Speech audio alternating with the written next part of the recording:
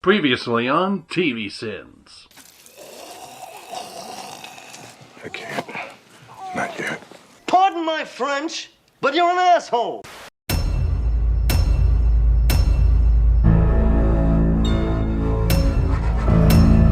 Look, I love HBO, you love HBO, but can we all agree that they are way up their own ass with this pretentious 2 minutes of opening theme nonsense? I feel like the sun is wearing sunglasses here, and the sun should never be this cool. I found this intro severely boring until this moment, but now I have to ask, is sex during construction a good idea? I would think there would be some sort of warning label on the 3D printer box about waiting 12 to 15 hours after creation before strenuous activities. Or maybe I'm just sexing wrong. Usually the intro to a show should give you some idea what you're in for, but based on this, I can't tell if it's Minority Report meets Gunsmoke or a Glidden commercial. I spy with my little eye, this fly will try to walk this eye, and I simply reply, why God, why? Tell us what you think of your world. Some people choose to see the ugliness in this world, the disarray. Hey, he said, You can lose the accent. and aren't you supposed to take orders? Stop it with the drawl, you wascally wobot. The first time I played at Whitehead, family was here, we went fishing. Your family. Hey, honey, let's pack up the tykes and go fishing in Westworld. Yeah, there's racism, mass homicides, and rape fantasies going on, but the trout are really biting. Rye whiskey. What about it? What ain't doing any good sitting in that bottle? At first I was going to sin a bartender who refuses to tend bar, but since everything he says was written by a writing team, this sin lands firmly on the Westworld writer's room. Stay put, Dolores. Character says, don't follow me when we all know they are going to follow them cliche. I reckon she's still warm enough.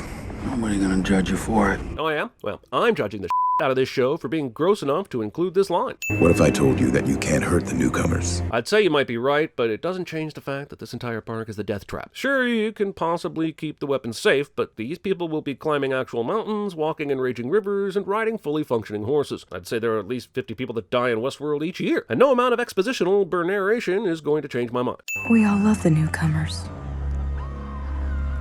Every new person I meet reminds me how lucky I am to be alive. I really wish I could appreciate how this is shot, but instead, I'm watching people be murdered and raped. It's not even lunchtime. Also, sweet shot, bro. But if you're gonna do a reflection, you should probably reverse the image, since, that's how reflections work. Groundhog Day 2, the darkest hog. Wait, are they assembling this horse by hand? This equine assembly line makes it appear that these animals are produced in rooms, but the credits and common sense indicate that machines do it. Unprofessional much? I get that these aren't humans exactly, but do you make out with company equipment on company time at your job? Okay, fine, but do you do it in a glass room where everyone can see you? What moron designed this elevator panel? The information behind the B82 graphic is covered up, and it seems like it's pretty important information. It's also repetitive, considering that the top of the panel also says the destination.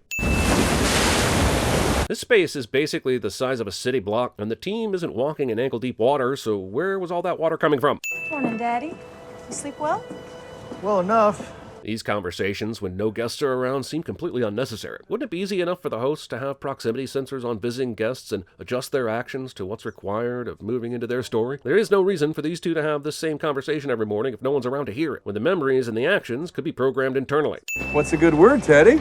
On this narrative loop, Teddy is distracted and doesn't follow Dolores. But as the camera pans, Teddy is suddenly here. And before you say, oh, this could be anyone dressed like a Teddy with his beaming jawline that can be seen from space, I won't believe you, because Teddy's guy pals are suddenly gone as well. It's okay, continuity department. There are so many narratives to keep track of, and the audience is so perplexed, you could be forgiven for thinking no one would notice. Ha! Forgiveness. Show confirms that it actually takes place on Tatooine, considering I can't think of a reason other than two suns that these two would both be casting such pronounced double shadows. So what the happened? I don't know. But later we watch Ford come in and ask Abernathy to access a previous configuration to discover where the host became corrupted. So the fact that it isn't happening now can only be linked to a purposeful tension-building scheme that is super working, because this show is creepy as goddamn hell. We sell complete immersion in 100 interconnected narratives. A relentless experience. I mean, who told this guy to deliver his lines as if he were shredding a Les Paul? I sort of love it, but also calm down and maybe stop giving 110%. It's making everyone else look bad or good or something. There's so much. It's an unscripted sneeze. I want to know about it. But what about an unscripted attack on a host? How do their computing algorithms know the difference between a narrative glitch versus the panic and horror when, say, the Man in Black murders and maims for evil pleasures? Certainly not every moment of a host begging for its life is scripted in an approved narrative. Apparently, the flies in Westworld are all programmed to crawl toward the host's eyes for maximum dramatic effect. I mean, no one respects him more than me, but at some point... No one respects him more than I. Teresa would be better at TVSins than me. We're saying, should our fearless leader have a breakdown, you want to leverage it for your career. Listen, Changing of the guard is long overdue. Show has the audacity to make office politics a central plotline to the episode without even once bringing in Michael Scott. I'm beginning to think you're getting sweet on me. Well, it's all on account of you being half Cornhusker. Show has time for this.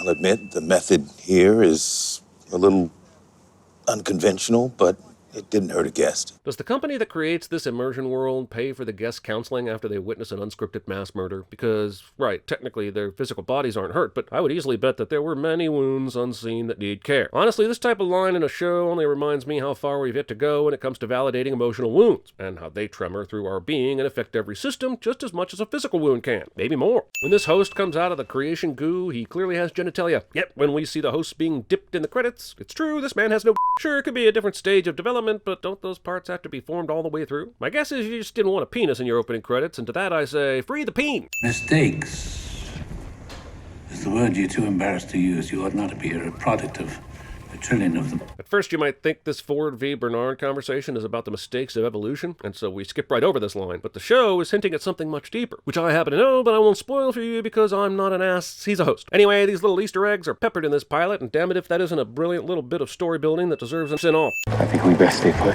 Oh yes, seems like maybe now would be a great time to not stay put. I mean, if you had a choice, which of course you don't, but still. The amount of repairs this world must require before a narrative loop repeats is mind-blowing. Sure, this discount Fast 5 bank heist would result in having to repair hosts after terrible wounds, but also, how do you match the paint colors and spindle grain for a banister like this? Now that's where the real magic is. No matter how dirty the business, do it well.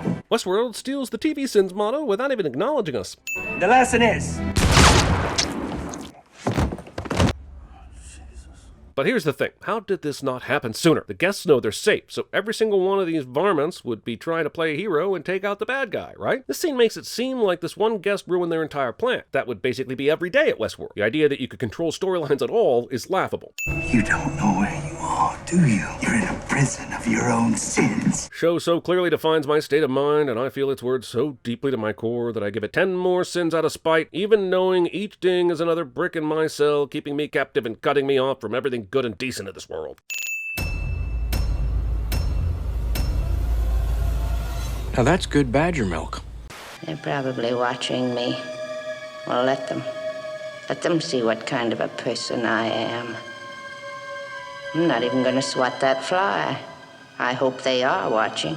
They'll see. They'll see and they'll know. And they'll say, why, she wouldn't even harm a fly. Go ahead. Make my day. It does the body good. You think I'm gonna sign off on this homicidal thing going back into service? When they opened Disneyland in 1956, nothing worked. Yeah, but John, if the Pirates of the Caribbean breaks down, the pirates don't eat the tourists.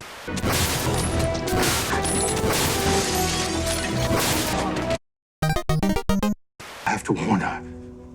Warn who? Dolores! We're just here to use the bathroom.